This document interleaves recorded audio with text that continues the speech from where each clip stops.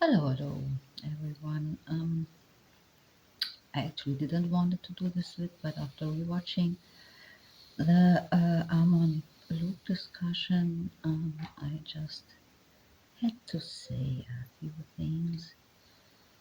So I'm gonna talk about body language. I'm not expert, but it's a hobby of mine. I'm interested in that for a while, and I just wanted to give you some theoretical insights. And later, I'm gonna talk a bit about the interview, but I think you can make up your own mind. I'm just giving you some theoretical insights. So, first off, I'm starting with Paul Watzlawick.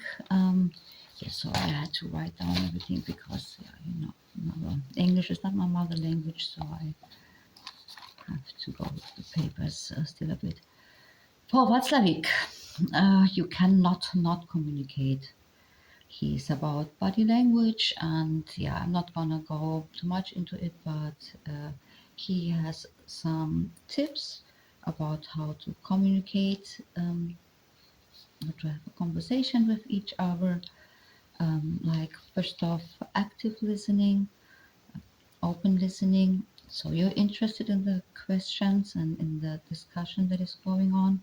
A clear language, that means you don't build up too complicated sentences if possible. You don't make no long or big metaphors. Um, Open questions. We talk about that in a second.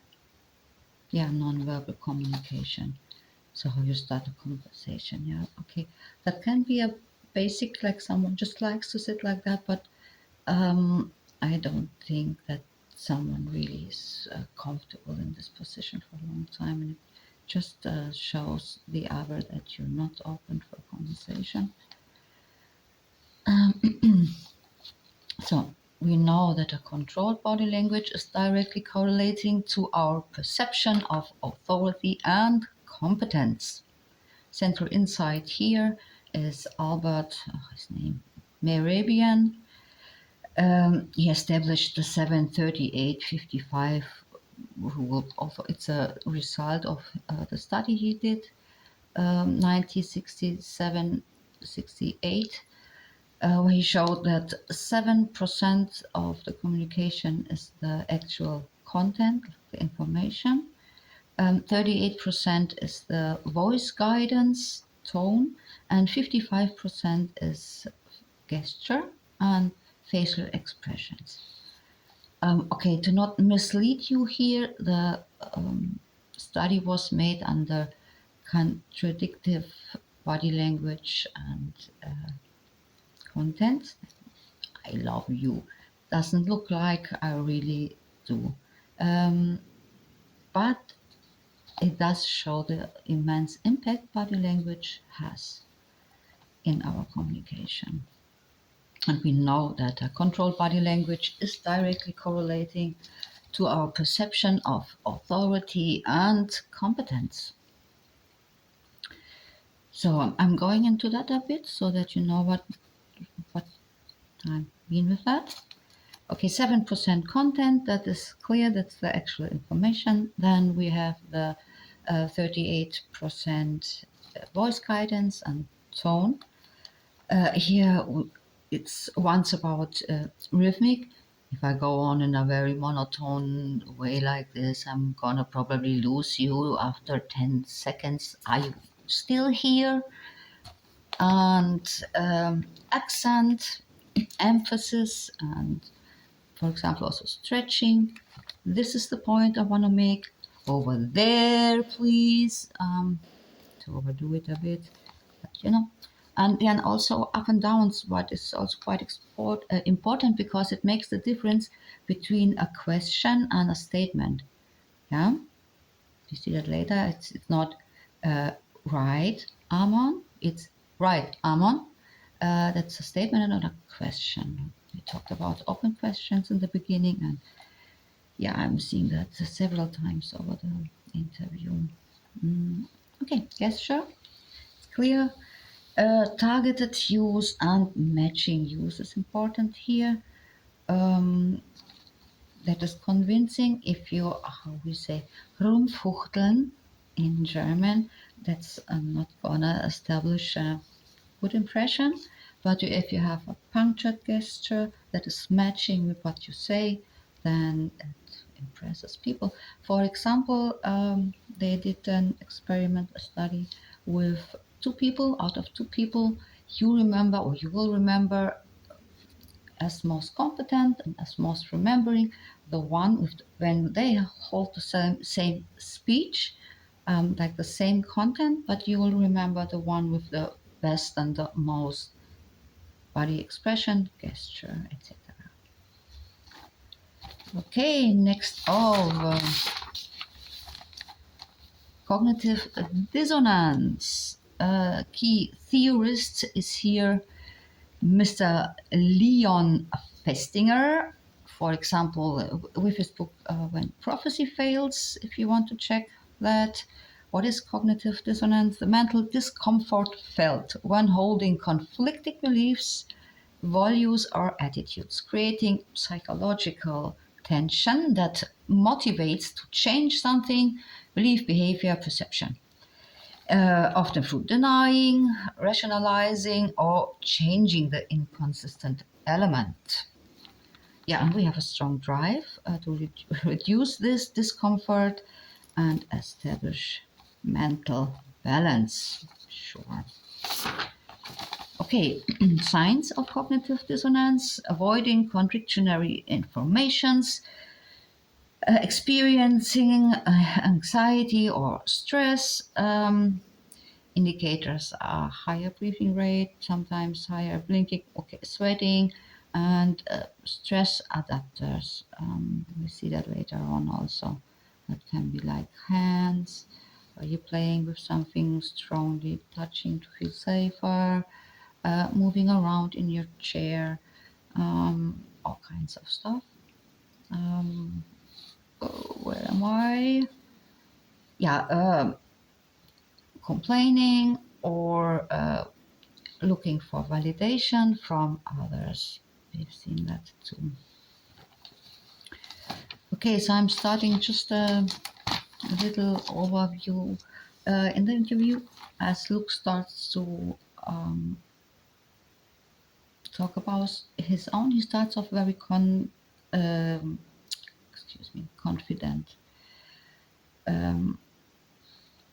He has good gesture, very pointed gesture. I think he knows what he's doing. I mean, in between the interview, we also see him doing these classical gestures that we all know from politics, for example. Yeah, we already talked about closed arms a lot, but as he talks about him in the beginning, he's very confident. He has these fingers like this, he's pointing, you like me, I am, he's doing nice and picturing gestures that actually he knows how to draw attention, I think. So, although we see contradictive saying, tone, and body language and content, he's trying to control the room through like wide gestures also. Okay, I didn't watch too much of the introduction, but when it's about mingling, for example, you see him saying yes in the one direction, but then going in the other direction, like on the other side of Ammon, and pressing his lips together. Then he's starting with stress adapters. He's moving around in his chairs. Watch out for his left end. Like after 1 hour 20 in, you will see him starting to have stress adapters, fist, finger out, fist, moving like that, moving like that. Stress adapters with the headphones, all kinds of things. The gesture starting to get more aggressive, more often. You know, I really want to convince you with my finger. And yeah, starting to point more and more on other interruptions. breathing rate goes up. Check his breathing rate. In between, he either needs to take a longer breath. Also, blinking rate goes up. I think on something also 160/20. I counted like 15 blinks in 20 seconds. Watch out for that also. Aggressive left hand. I said this. Oh, very derogatory, as he's saying this theory. Um, really hard trying to convince with his hands. Interruptions as debate goes on. 160. Yeah, questions that are normal questions.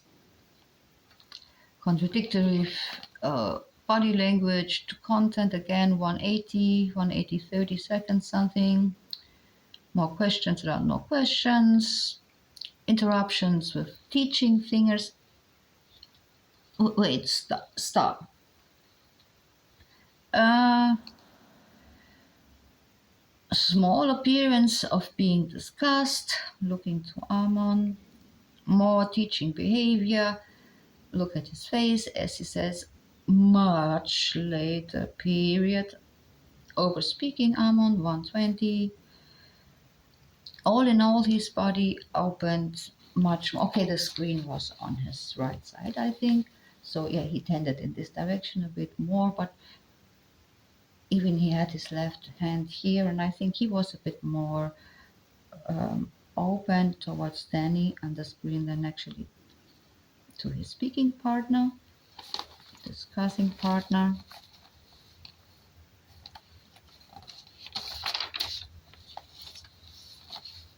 Yeah, another derogatory facial expressions away from Ammon.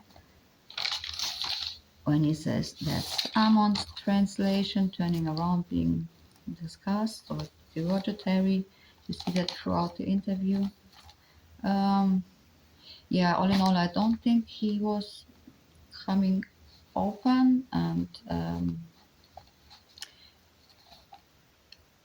like another thing, the Polynesian story. I mean, this was really annoying. But what he also did with that, he built it a long term.